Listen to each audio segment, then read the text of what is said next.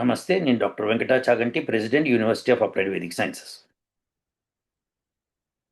మనం నాస్తికులకి ఒక ప్రశ్న పంపించాం నేను. దానికి ఇంత మటుకు జవాబు లేదు.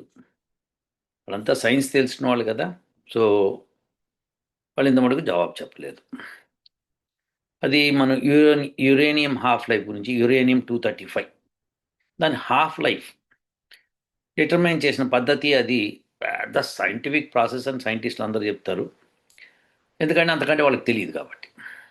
వాళ్ళు దానికి 70.4 కోట్ల సంవత్సరాలని చెప్పి హాఫ్ లైఫ్ పీరియడ్ నిర్ణయించారు. అంటే ఒక గ్రామ్ యురేనియం తీసుకుంటే అది డికే అవడం అంటే ఏంటి, దాని నుంచి ఆల్ఫా పార్టికల్స్ వెళ్ళిపోతాయి. ఆల్ఫా పార్టికల్స్ అంటే ఏంటి, హీలియం న్యూక్లియస్ అనమాట. సో అది వెళ్ళిపోతూ ఉంటుంది అనమాట. వెళ్ళిపోతే దాని అప్పుడు యురేనియం బరువు తగ్గుతూ ఉంటుంది. సో అది అట్లా వెళ్ళిపోయిన తర్వాత కొన్ని ఆల్ఫా పార్టికల్స్ వెళ్ళిన తర్వాత ఆ యురేనియం 235 కాస్త లెడ్ 207 కింద మారుతుంది. ఇది వాళ్ళు చెప్పుకొచ్చిందనమాట. సో లెడ్ 207 కింద మారినప్పుడు దాన్ని మనం స్టేబుల్ న్యూక్లియస్ అని వాళ్ళు చెప్తారు. ఇక అది డికే కాదు, దాన్ని డాటర్ న్యూక్లియర్ అంటారు. సరే, ఇప్పుడు యురేనియం 235 నుంచి లెడ్ 207 రావడానికి అప్పుడు బరువు తగ్గుతూ వస్తుంది. కాబట్టి 1 గ్రామ్ కాస్త అది దానిలో కొన్ని ఆల్ఫా పార్టికల్స్ వెళ్ళిపోయిన తర్వాత హాఫ్ ఆఫ్ దట్ 1 గ్రామ్కి 0.5 గ్రామ్స్ ఆఫ్ యురేనియం మిగిలిందనుకోండి. ఎంతకాలం పడుతుంది దీనికి? సో దానికి వాళ్ళు చెప్పింది 70.4 కోట్ల సంవత్సరాలు పడుతుంది అప్రాక్సిమేట్లీ. అయితే ఇప్పుడు సవాల్ వాళ్ళకి మనం నిన్న విసిరం ఏంటంటే, దాన్ని మీరు నమ్ముతున్నారా నమ్మరా? ఎందుకంటే ఎవ్వడు కంటితో చూడలేదు, ఎవ్వడు అంతకాలం జీవించలేడు తెలుసుకుందుకు. సైన్స్ అసలు వీళ్ళ లెక్క ప్రకారం సైన్స్ డెవలప్ అయ్యిందే 150, 200, 300, ఒక 500 సంవత్సరాలు నుంచి అనుకుందాం. సో మరి 70.4 కోట్ల సంవత్సరాల సంగతి ఏమిటి? మరి ఏంటి దాని పరిస్థితి? ఇది ప్రశ్న వస్తుంది అనమాట. యురేనియం వల్ల చాలా ఉపయోగాలు ఉన్నాయని ఎవరో మెసేజ్ పెట్టారు. ఉపయోగాలకు సంగతి మాట్లాడటలేదు మనం ఇక్కడ. దాని హాఫ్ లైఫ్ పీరియడ్ ఇంత అనేది నిర్ధారణ చేయడానికి ఒక అథెంటిక్ సైంటిఫిక్ ప్రాసెస్ లేదు. వాళ్ళు చెప్పిన ప్రాసెస్లో ఇట్ ఈజ్ ఏ ఎక్స్ట్రాపులేటెడ్, అంటే అది కొన్ని రేడియేషన్స్ ఇస్తూ ఇస్తూ కొంత టైం తీసుకుంటుంది. కాబట్టి ఎన్ని ఇచ్చింది అప్పటికి. సో ఇలా ఇస్తూ ఇస్తూ పోతే సగం అవ్వడానికి ఎంతకాలం పడుతుందని ఒక మ్యాథమెటికల్ ఈక్వేషన్ రాసి ఓకే ఇది అని చెప్పారు వాళ్ళు. అంతేగా నిజంగా అక్కడ దాకా వెళ్ళేవాడు చూడలేడు. ఫర్ ష్యూర్ కదా, ఇది సరిపోతుందండి, ఇది సరిపోతుంది. ఎవరికి సరిపోతుంది? ఎటు 70.4 కోట్ల సంవత్సరాలు ఎవడో ఉండడు కాబట్టి నేను చెప్పిందే నిజం. ఇప్పుడు నేను చెప్పాను అనుకోండి, ఒక 10,000 సంవత్సరాల తర్వాత ఇది జరుగుతుంది, భూమి బద్దలైపోతుంది, బద్దలైపోయి సగానికి ఇట్లా చీలుగు పోతుంది, మళ్ళీ అతుక్కుంటుంది 5 రోజుల్లో అని అన్నాను అనుకోండి, దానికి నిర్ధారణ ఏమి ఉండదు అక్కడ. నా మాట అంతే అది. సో అలా దానికి చెప్పారు. సరే, ఇప్పుడు అది ఎందుకు ముఖ్యమైంది అన్నది ఇంపార్టెంట్. సో దాని సంగతి ఏమిటి, ఎందుకు అడుగుతున్నాను నేను అది? ఇప్పుడు ఈ యొక్క నాస్తికుల ముఠాని అడుగుతున్నది ఇదనమాట. వాళ్ళు మీ దేవాలయాలు ఎందుకు, మీ దేవుడు ఎందుకు, కృష్ణుని పూజిస్తే ఇది వస్తుందా, శివుని పూజిస్తే అది వస్తుందా, రాముని పూజిస్తే ఇది వస్తుందా, యజ్ఞం చేస్తే అదవుతుందా, ఇలాంటివన్నీ ప్రశ్నలు అడుగుతున్నారు కదా. సో వాళ్ళని మీరు కూడా ఈ ప్రశ్న అడగండి. యురేనియం 235 దాని హాఫ్ లైఫ్ పీరియడ్ ఇంత నిర్ధారణ తప్ప ఒప్ప అయితే ఎలా? ఎక్స్ట్రాపులేటెడ్ కాదు, నిజాయితీగా నిరూపణ జరిగిందా? జరగలేదు కూడా. కాబట్టి సో నో అయితే కనుక మరి నువ్వు సైన్స్ని ఎట్లా నమ్ముతున్నావు? మేము మిగతావన్నీ నమ్ముతాం, ఇది నమ్మం అంటే కొన్ని నమ్ముతారు, కొన్ని నమ్మరు అనమాట. బాగుంది వరగా. అయితే విశేషం ఏంటంటే, వాళ్ళని ఇప్పుడు నెక్స్ట్ ప్రశ్న అడగాలి మీరు. భూమి యొక్క ఏజ్ ఎంత? అర్త్ ఏజ్ ఎంత? గబగబా గూగుల్ చేసి చెప్పేస్తారు. 4.54 బిలియన్ ఇయర్స్ అని చెప్పి. 4.54 బిలియన్ సంవత్సరాలు. 100 కోట్లు ఒక బిలియన్. సో 100 పెట్టి మల్టిప్లై చేస్తే 454 కోట్లు సంవత్సరాలు భూమి యొక్క వయసు. ఇది వాళ్ళు చెప్తారు. ఎలా చెప్తున్నారు? సైన్స్ చెప్తోంది అంతే, మాటేలే తిరుగులేదన్నమాట. అవునా? సైన్స్ అట్లా చెప్తుందా? అట్లానే చెప్తోందండి సైన్సు. ఎలా చెప్తుంది సైన్స్? దానికి ఎలా తెలుసు? సైన్స్కి ఏం తెలియదు. తెలిసిందంటే వీళ్ళకే, నాస్తికులకే. వీళ్ళే సైన్సు, సైన్సే వీళ్ళు. మనం అంటాం కదా, క్రికెట్ పిచ్ ఇండియాలో బాగుందని. Eating cricket, drinking cricket, sleeping cricket అని ఏవో పేర్లు ఉంటాయి మనకి అట్లా. సో అలానే వీళ్ళు కూడా సైన్స్ అంటే వీళ్ళు, వీళ్ళంటే సైన్స్. అబాబాబా, అసలు నాస్తికులు బా. సో వాళ్ళని అడగాల్సిన ప్రశ్న ఇప్పుడు, భూమి యొక్క ఏజ్ ఎంత? వాళ్ళు 4.54 బిలియన్ ఇయర్స్ అని చెప్తారు. మనం వేదాల ప్రకారం, శాస్త్రాల ప్రకారం మనం చెప్పుకునేది 197 కోట్ల సంవత్సరాలు. వాళ్ళు చెప్పేది 454 కోట్ల సంవత్సరాలు. సో ఇప్పుడు దీనికి చాలా తేడా ఉంది. ఆల్మోస్ట్ డబల్ పైన ఉంది. అయితే మరి మనం ఎట్లా కరెక్ట్, వాళ్ళు ఎట్లా? నేను నిరూపిస్తాను ఎట్లా నేను కరెక్ట్ అని. ఎట్లా నిరూపిస్తాను? ఫస్ట్ వాళ్ళైతే వాళ్ళని అడగండి, వాళ్ళు 4.54 అంటారు. ఎలా అంటే చూపిస్తా, ఎలా చెప్తున్నారు వాళ్ళు అన్నది మీరు చూస్తే మీకు అర్థమైపోతుంది. To determine Earth's age, scientists primarily used long-lived radioactive isotopes like uranium-238 and uranium-235, which decay into stable lead-206 and lead-207, respectively. అంటే uranium-238 lead-206 అవుతుంది, uranium-235 lead-207 అవుతుంది. Measuring their ratios in ancient meteorites and zircon crystals, అలా చేస్తారు. Other isotopes like potassium and rubidium are also used for dating other older materials. Earth కాదు, వేరే older materials. All relying on predictable decay rates, half-lives, predictable decay rates, okay, to establish the age of solar system at around 4.54 billion years అన్నమాట. ఇది వాళ్ళు చేసిన process. So ఇప్పుడు ఏమవుతుందంటే uranium-235 కాస్త 207 అవుతుంది. అప్పుడు ఈ 235 కాస్త 207 అయింది కాబట్టి యురేనియం కంటే లెడ్ బరువు తక్కువ కాబట్టి ఆ రేషియో కనుక్కున్నప్పుడు మొదట్లో ఎంత యురేనియం ఉండింది, ఇప్పుడు ఎంత అయిందని వాళ్ళు ఎస్టిమేట్ చేసి ఎంత పోయిందో యూజ్ చేసుకొని అంత పోయింది ఎన్ని సంవత్సరాలు పట్టు ఉండొచ్చు అంటే చెప్పాను కదా, హాఫ్ లైఫ్ పీరియడ్ 70.4 crores అని చెప్పి. సో అలా క్యాలిక్యులేట్ చేసుకొని వాళ్ళు ఇప్పుడు 4.54 బిలియన్ ఇయర్స్ అంటే 454 కోట్ల సంవత్సరాలు అని చెప్తున్నారు వాళ్ళు. సో ఇది మనం నమ్మచ్చా నమ్మకూడదా? ఇప్పుడు ఇది ప్రశ్న. uranium-235 యొక్క హాఫ్ లైఫ్ కరెక్ట్ అయితే ఇది కరెక్ట్. అది కరెక్టా కాదా? అది కరెక్ట్ కాదు. అది వాళ్ళు ఏం చేశారు, అడ్జస్ట్ చేశారు సైంటిస్టులు. ఇది నేను వాళ్ళని ఖచ్చితంగా వాళ్ళని అక్యూజ్ చేస్తున్నాను. వాళ్ళు అడ్జస్ట్ చేశారు. ఎందుకంటే భారతదేశం ఎప్పటి నుంచో మనకి ఇప్పుడు భూమి పుట్టి 197 కోట్ల సంవత్సరాలని భారతదేశం అంతా ఎక్కడ ఏ మూలకి వెళ్ళినా మన శాస్త్రాలు అవే చెప్తాయి. దానికి వ్యతిరేకంగా వీళ్ళు ఇది తయారు చేశారనమాట. ఎట్లన్నా సరే యురేనియం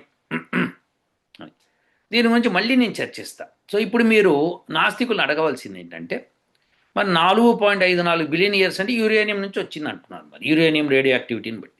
కానీ యురేనియం కరెక్టా కాదా మీరు చెప్పాలి. కరెక్టు అన్నారు అనుకోండి, ఏది ఎక్స్ట్రాపోలేటెడ్ డేటా, అది it is not a correct data. అది మధ్యలో ఎక్కడన్నా ఏదన్నా అవ్వచ్చు. అది సో ఎక్స్ట్రాపోలేటెడ్ డేటా కాదు మాకు కావాల్సింది, ఎగ్జాక్ట్ తీసుకొని చెప్పాలి.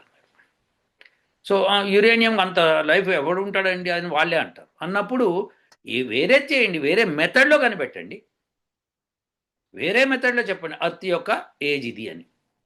అంతేకాని యురేనియం తీసుకొని చెప్పకూడదు. వాళ్ళ దగ్గర లేదు, మన దగ్గర ఉంది సమాధానం, మనం ప్రూఫ్ పక్కా ఇస్తాం మనం. సో అందుకని నాస్తికులు దీనికి సమాధానం చెప్పాలి. భూమి యొక్క ఏజ్ 4.54 బిలియన్ ఇయర్స్ అని మీరు నమ్ముతున్నారా? నమ్మితే అది యురేనియం ప్రకారము, మరి యురేనియంది అది. సో ఆ ప్రశ్న అడిగే ఇక్కడికి వచ్చాను నేను.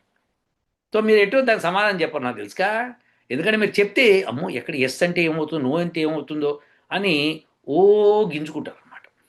సో ఇక్కడికి వచ్చేటప్పటికి 4.54 బిలియన్ ఇయర్స్.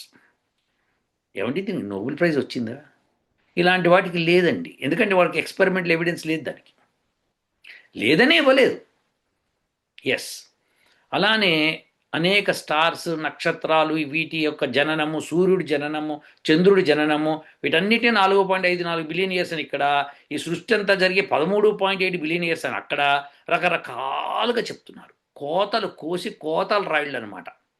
ఎన్ని కోతలు కోసారంటే ఆ కోయిట్లన్నిటిని నేను ఒక రోజున సరి చేస్తాను నేను ఖచ్చితంగా. నేను నా పేపర్ పబ్లిష్ అవుతుంది అయిన రోజున వీళ్ళందరూ తాట తీసేస్తాను. ఖచ్చితంగా ఇది తప్పు అని నేను నిరూపిస్తాను. అంటే అది మీరే కంగారు పడదు. ఫస్ట్ ఇప్పుడు నాస్తికుల్ని ఈ ప్రశ్న అడగండి. వాళ్ళు నమ్ముతున్నారా? నమ్మితే ఎట్లా? మీరు ఎప్పుడు వాళ్ళు దేవుడి గురించి జరిగిన ఒక గుడి గురించి జరిగిన మంత్రాలు చింతకాయలు అని ఏమన్నా కానీ ఫస్ట్ ఇది అడగండి. సైన్స్ ఇది. సో ఇది కరెక్టా కాదు? విశేషం తెలుసా అండి, అగ్నిపురాణంలో బ్రహ్మాండమైన సొల్యూషన్ దీనికి ఇచ్చాడు. వీళ్ళకి తెలియదు ఈ విషయం. ఎందుకంటే వాళ్ళు పైగా మనవాళ్ళు కూడా పురాణాలు చదువుతారు కానీ అసలు తెలియదు వాళ్ళకి. అందులో ఉందన్న విషయం కూడా తెలియదు. ఎందుకంటే వాళ్ళు చదివేది అది ట్రాన్స్లేటెడ్ వర్షన్స్ ఏవో చదువుతారు. ట్రాన్స్లేటెడ్ వర్షన్ పర్సన్కి ఇవన్నీ ఎట తెలుస్తాయి? తెలియదు కదా. శాస్త్రీయ దృక్కోణంతో చూస్తేనే తెలుస్తుంది. ఆ దృక్కోణం లేదు వాళ్ళకి. సో అందుకని చెప్పలేరు అనమాట. సో ఇప్పుడైతే మనకి ప్రస్తుతం ఈ మహానాస్తికులందరికీ, చతుర్విధాల నాస్తికులందరికీ ఇది సవాల్. భూమి యొక్క ఏజ్, వయస్సు 4.54 బిలియన్ ఇయర్స్ అని శాస్త్రవేత్తలు చెప్తున్నారు. మీరు నమ్ముతున్నారా? నమ్మట్లేదా? నమ్మితే ఎట్లా? యురేనియం అని అన్నారు అనుకోండి, యురేనియం హాఫ్ లైఫ్ మీరు తేల్చలేదు. అది only extrapolated data. It is not an exact one. కాబట్టి ఎలా? ఇది వీళ్ళందరికీ సవాల్. ఇప్పుడు ఇది రెండో సవాల్. మూడో దాంతో మళ్ళీ వస్తానండి. ప్రస్తుతం అయితే ఈ రెండు సవాల్ అండి. ఒకటి అది, ఒకటి ఇది. అది కనుక ఎస్ అంటే ఇక్కడికి రావాలి. ఇక్కడికి వస్తే అది ఎస్ అని కరెక్ట్గా నిరూపిస్తే కానీ ఇక్కడికి ఎస్ అని రాలేరు. పోనీ అక్కడ నో అన్నారనుకోండి, ఇది తప్పుతుంది. అంటే సైన్స్ తప్పినట్టు. సైన్స్ అండి మేము మాది కరెక్షన్ చేసుకుంటూ పోతాం. కరెక్షన్ చేసుకుంటూ పోయేటోడు చిన్నపిల్లోడు కూడా చేసుకుంటాడు. వాడిని అన్నామండి, వాడిని యాపిల్ స్పెల్లింగ్ చెప్పాను అనుకోండి, ఏపీఎల్ఈ అంటాడు. వాడికి మార్కులు 100 మార్కులు ఇచ్చేస్తారా? లేదురా ఏపీపీఎల్ఈ అని చెప్పాలి. అది చెప్తే 100 మార్క్స్ ఇస్తారు. వాడు చెప్పలేదనుకోండి, వాడు చిన్నపిల్లాడు కరెక్షన్ చేసుకుంటాడులే అని చెప్పి 100 మార్క్స్ ఇస్తారా? లేదా అందరికీ ఏపీఎల్ఈ అని చెప్పేస్తారా? ఏం చెప్తారు? ఎక్కడ తప్పు ఉన్నా కానీ ఇది తప్పు అని చెప్పగలిగేది సైన్స్. తెలియకపోతే మాకు ఇంకా తెలియదు, మేము అనుకుంటున్నాము. మీరు అనుకుంటుంటే అసలు సైన్స్ కాదు, అది పక్కన పడిచారు. మీకు తెలియదు. సో తెలియనప్పుడు ఎలా యాక్సెప్ట్ చేస్తున్నారు? తెలియకుండానే యాక్సెప్ట్ చేస్తున్నారా? మరి మాకు తెలుసు భూమి పుట్టి 197 కోట్ల చిల్లర సంవత్సరాలు అయింది, దాన్ని మేము నిరూపిస్తాము. మరి మాకు తెలుసు కదా. నిరూపించుకోండి, పేపర్లో పబ్లిష్ చేసుకోండి. గొడవ కాదయ్యా. మీరు దేవాలయాల గురించి మాట్లాడతారు, దండోరా గురించి మాట్లాడతారు, శివుడి గురించి మాట్లాడతారు, విష్ణువు గురించి మాట్లాడతారు, బ్రాహ్మణుడి గురించి మాట్లాడతారు, కృష్ణుడి గురించి మాట్లాడతారు. ఇవన్నీ మాట్లాడే ముందు ఫస్ట్ మీరు మీ సమాధానం చెప్పండి. గొడవ ఎంతసేపు? మీరు ఏం సమాధానం చెప్పరు, మీకు చేత కాదు, మీరు మమ్మల్ని ప్రశ్నిస్తారా? ఫస్ట్ మీరు వీటన్నిటికీ సమాధానం చెప్పండి. ఇంకా చాలా ప్రశ్నలు ఉన్నాయి. నాస్తికులారా గెట్ రెడీ. ఓకే, తర్వాత ఇంకోటి చూపించాలి మీకు. ఈ విషయం చూపిస్తే చాలా ఆనందంగా ఉంటుంది. అదేంటంటే ఈవిడ పేరు తెలుసు మీకు, ఫేస్ చూడంగానే గుర్తుపడతారు. జ్యోతిక, హీరోయిన్. ఒక నాస్తికుడు పోస్ట్ చేసుకోండి, దేవాలయాల కంటే స్కూళ్ళు ఆసుపత్రులు ముఖ్యమని ఈ జ్యోతిక హీరోయిన్ చెప్పిందండి ఈవిడ. ఇది దేవాలయాల కంటే స్కూళ్ళు ఆసుపత్రులు ముఖ్యమట ఈవిడికి. ఓకేనా? సో ఇది ఆ నాస్తికుడు పోస్ట్ చేసుకొని, చూసారా మా హీరోయిన్ ఇలా చెప్పింది. ఎవ్వరు దేవాలయాలకు వ్యతిరేకంగా పెట్టినా కానీ ఆ పోస్ట్ వాళ్ళు వేసేసుకుంటారు. అది నాస్తికుల పద్ధతి. ఇప్పుడు మనము జ్యోతికను కూడా ఒక ప్రశ్న అడుగుదాం నాస్తికులతో పాటు. సరేనండి, దేవాలయాల కంటే స్కూళ్ళు ఆసుపత్రులు ముఖ్యం అనుకుందాం కాసేపు. ఓకేనా? ఇప్పుడు తిరుమల తిరుపతి దేవస్థానంలో వచ్చే మొత్తం ధనము ఎక్కడ ఉపయోగపడుతోంది చెప్పండి. అలానే సత్యసాయి నిలయంలో వాళ్ళు ఫ్రీగా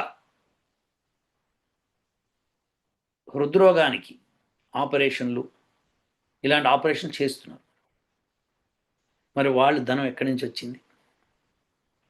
వచ్చిన ధనంతో వాళ్ళు ఇన్ని మంచి మంచి పనులు చేస్తున్నారు, అద్భుతమైన కార్యక్రమాలు చేస్తున్నారు. సో దేవాలయాలు దానికి ఉపయోగపడుతున్నాయి. అంతేకాకుండా కొన్ని ఆశ్రమాలు లైక్ ఇప్పుడు పిల్లలకి కావాల్సిన వాటికి నడుస్తున్నాయి. అలానే చాలామందికి ఏ బట్టలు లేకపోయినా, తిండి లేకపోయినా అందిస్తున్నారు. సో ఇలాంటివన్నీ కార్యక్రమాలు రకరకాల దేవాలయాల్లోంచి తీసుకొని జరుగుతున్నాయి. సో ఇది నంబర్ 1. నంబర్ 2, ఆ హీరోయిన్ గారు మనం అడగాల్సింది ఏంటంటే, సినిమాలు ఖర్చు పెట్టే బదులు స్కూళ్ళు, ఆసుపత్రులు కడితే మంచిది. లేదు మీరు హీరోగా, హీరోయిన్గా యాక్ట్ చేసి వచ్చిన ధనంతో ఆసుపత్రులు అవి కట్టండి. మీరు బొచ్చెత్తుకుని తిరగండి. మాకు అభ్యంతరం లేదు అని మనం చెప్పాలి. ఎందుకంటే లేదండి, ఇది ఎంటర్టైన్మెంట్ అండి, మనందరికీ ఆనందాన్ని ఇస్తున్నాయి. ఒక్కసారి గుడి గురించి ఆలోచించండి. ఎంతమందికి ఎంప్లాయ్మెంట్స్ ఇస్తున్నాయి, ఎంతమందికి మన అవసరం ఇస్తున్నాయి, అవకాశం ఇస్తున్నాయి బతకడానికి. లైక్ వాళ్ళు కొట్టు పెట్టుకుంటారు చుట్టుపక్కల అవన్నీ. అంతేకాకుండా గుడిలో భక్తితో వెళ్ళి వాళ్ళు ఒక స్ట్రెస్ రిలీఫ్ అయిపోతారు. ఆ వేద మంత్రాలు వినడం మూలంగా స్ట్రెస్ రిలీఫ్ వచ్చేస్తుంది. Yes, it is a very wonderful medicine. Yes, Tirupati దేవస్థానంలో ఇచ్చే తీర్థము మహా ఔషధయుక్తమైంది. శ్రీశైలంలో ఇచ్చే అలానే ఎక్కడెక్కడైతే మహాగుళ్ళు ఉన్నాయో అన్ని చోట్ల తీర్థము మహా ఔషధం. అది అక్కడ యజ్ఞయాగాదులు చేస్తారు, మంచి ఔషధ గుణం. సో ఇవన్నీ మనం తెలుసుకోవాలి. మొత్తం ప్రపంచ మానవాళికి ఉపయోగపడేట్టుగా చేస్తున్నారు. కాబట్టి దేవుడు ఉన్నాడా లేడా సమస్య వేరు, రాయిని మొక్కచ్చా మొక్క కూడా సమస్య వేరు.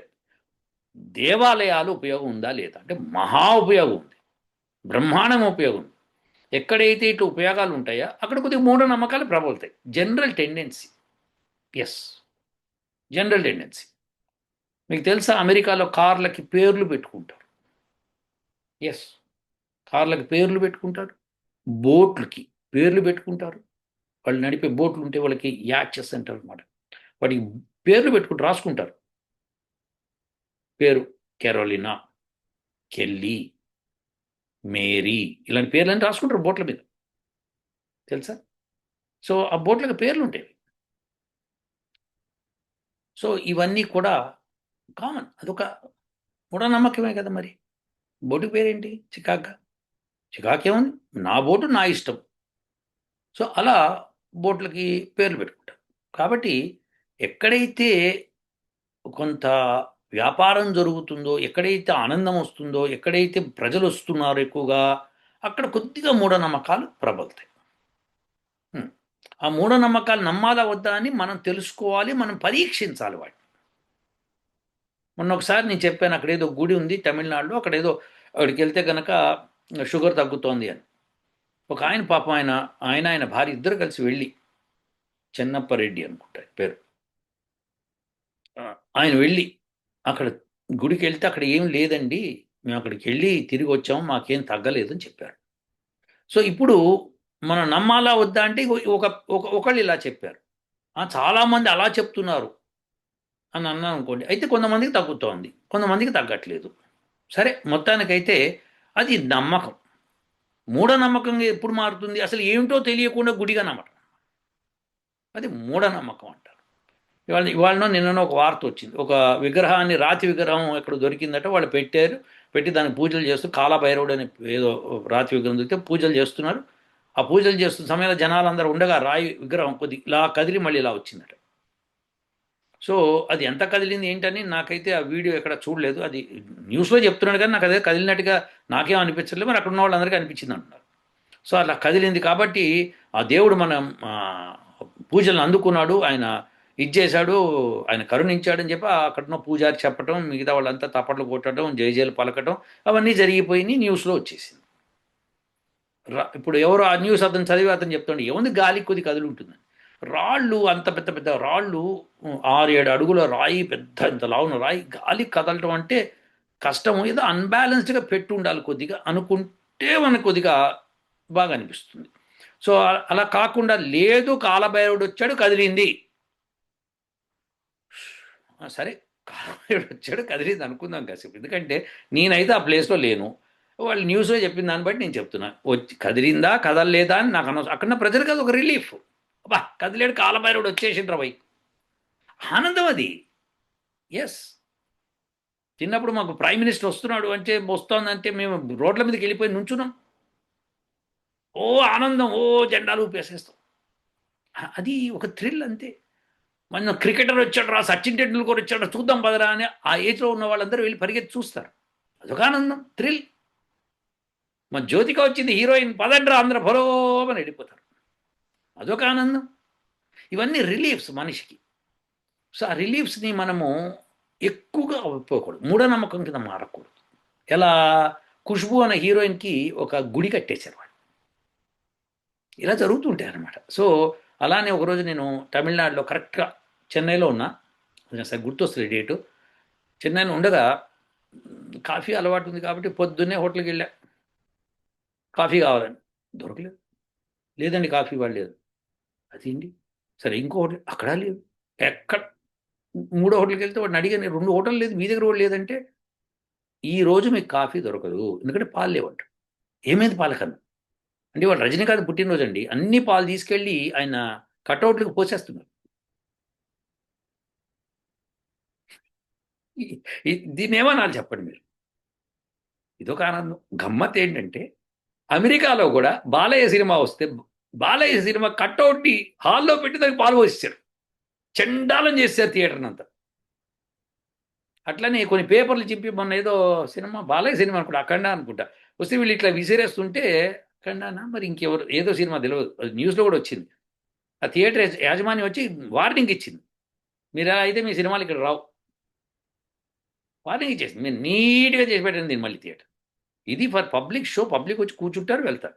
ఇది మూఢనమ్మకం. మూఢ విశ్వాసం, బాగా విశ్వాసం పెరిగి అంధవిశ్వాసంగా తయారవుతుంది. మన నాస్తికులకు కూడా అంతే, అంధవిశ్వాసం ఎక్కువ.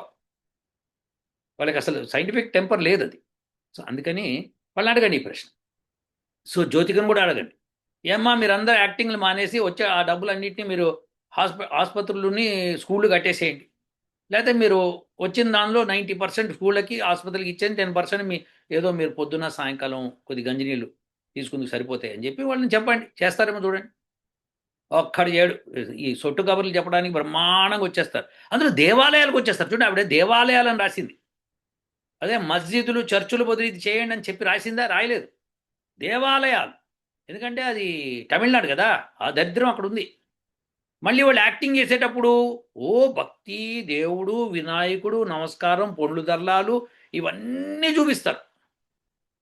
ఎవరి కోసం? అది నమ్మకం ఉన్న వాళ్ళు ఉన్నారు కదండి, మరి అందుకే గుళ్ళు కూడా నమ్మకం ఉన్న వాళ్ళ కోసమే. ఈ విషయం ఆవిడకి చెప్పాలి, నాస్తికులకి చెప్పాలి. సో ఇది నాస్తికులకి ఇది రెండో ప్రశ్న. సమాధానం ఇస్తారని అనుకుందాము, వెయిట్ చేద్దాము. మళ్ళీ మూడో ప్రశ్న మళ్ళీ ఇస్తా కదండి. ఉంటానండి. ఓ